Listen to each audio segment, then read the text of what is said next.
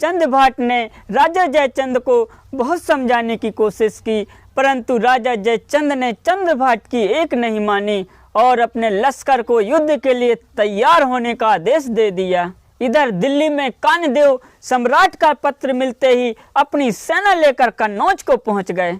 अब दोनों ओर की सेनाएं आमने सामने हो गईं। तब राजा जयचंद ने पृथ्वीराज चौहान से कहा कि तुम बिना युद्ध जीते संयोगिता का डोला दिल्ली नहीं ले जा सकते। तब संयोगिता का डोला खेत में रख दिया गया। खिंच सिरोही लई जानन ने खटखट चलन लगी तलवार, पैदल के संग पैदल भिड़ गए असबारन से असबार। इस प्रकार अपने अपने सम्मान के लिए युद्ध होने लगा। बड़ो सूरमा कनौज बालो धीरज से कहलाए, मचाई तबाही चौहानन में छतरी भगे तलवारें डार। घोड़ा बढ़ाओ धीरज ने और हरिसें को दई ललकार, करो जड़ा का हरिसें पर बच गए सूर पे थोड़ा क्यार। चोट चलाई हरिसें ने धीरज जूझ गओ मैदान। इस प्रकार दोनों ओर के बड़े बड़े सूरमा वीर गति प्राप्त करने लगे।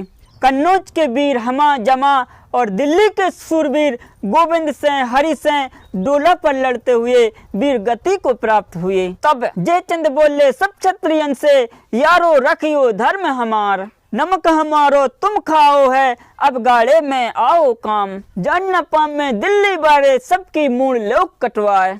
तब पंजून नाम के योद्धा डोला पर मोर्चा संभालने के लिए आगे बढ़े। बड़ा सूरमा है ये जयचंद को रण में कठिन करे तलवार। घूम निहारे पृथ्वीराज तब कुंजर मणि को लिया बुलाए, मोहरा मारो तुम जयचंद को डोला दिल्ली देव बढ़ाए। बलगा कुंजर मणि तब आगे को तह पंजून खेले तलवार, करो भड़ा का कुंजर मणि ने और पंजून खो दो गिराए। भारी सूर गिरो कनवज को कुंजर मणि डोला लौ उठाए। कुंजर मणि 5 कोस तक संयोगिता का डोला पहुंचाकर लड़ते हुए वीर गति को प्राप्त हुए। इस प्रकार कभी राजा जयचंद डोला छीन लेते हैं, कभी सम्राट पृथ्वीराज चौहान डोला छीन लेते हैं, लेकिन निरंतर डोला दिल्ली की ओर बढ़ता जा रहा है। जब राजा जयचंद के भाई रतिभान को संदेश मिला कि डोला दिल्ली पहुंचने वाला है, तब हुक्म दे दिया सब लश्कर में तुरंत ही फौज होए तैयार। तब रतिभान अस्त्र शस्त्र से सुसज्जित होकर रानी तिलका के पास मंगल तिलक कराने गए। तब रानी तिलका ने मंगल तिलक करके कहा, मान रखियो गढ़ कनवज को यही है अभिलाष हमार, पैर पछारे न रखियो चाहे प्राण रहे की जाए। ना अमरावती को उखाओ है जग में को रहन को नाए। फिर अपने 3 साल के पुत्र लाखन को प्रेम करके युद्ध के लिए प्रस्थान किया। इस समय मैं आपको बताना चाहूंगा कि यह वही लाखन है जो आगे चलकर उदल के परम मित्र होंगे। इस समय यह 3 वर्ष के हैं। 5 कोस जब दिल्ली रह गई तब दल दिखो पिथौरा राय। धाबा बोलो रतिभान ने पृथ्वीराज से कही पुकार, ठहरो ठाकुर अजमेरी के क्षत्रिय धर्म क्यों रहे नसाए। टुकड़ा खाए अनंग पाल के बन गए दिल्ली के भूपाल। भाई भतीजे ना तुम मानत नाते गोते दय बिसराए।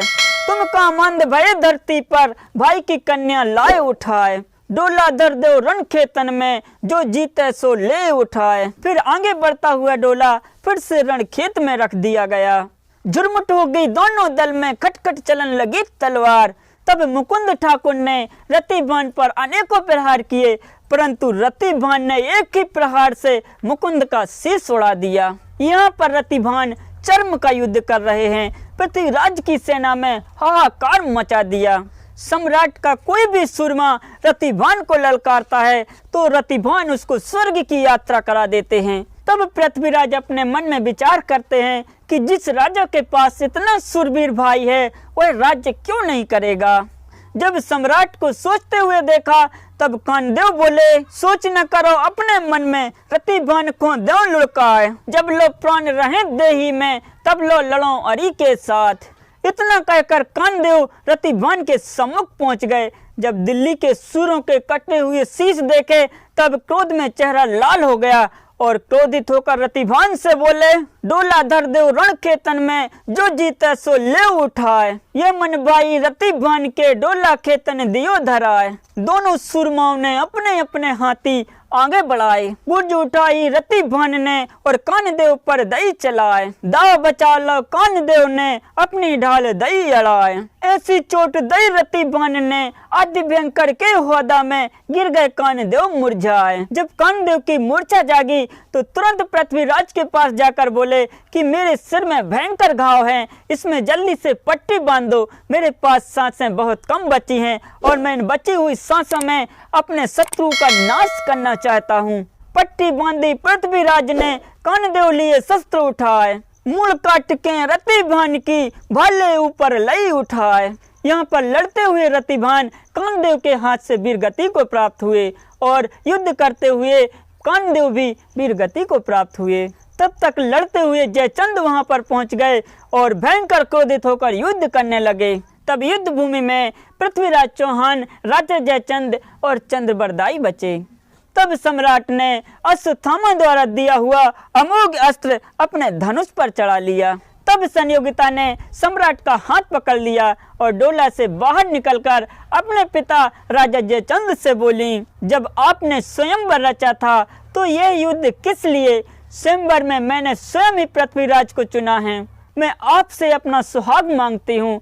तब राजा जयचंद शांत हो गए और पृथ्वीराज से बोले, बिटिया जवान घर को राखत नाही, पर घर ठौर मिले जगमाही। पर मौसी के तुम लड़का हुई के हरो हमारो मान। तब कभी चंद्रबरदाई ने कहा कि आपका यश पूरे संसार में फैलेगा कि आपने दिल्ली तक पृथ्वीराज को नहीं छोड़ा। अब आप पिता के धर्म से यह युद्ध समाप्त कर दीजिए। तब राजा जयचंद ने कन्नौज की ओर प्रस्थान किया और संयोगिता रंग महल में चली गई।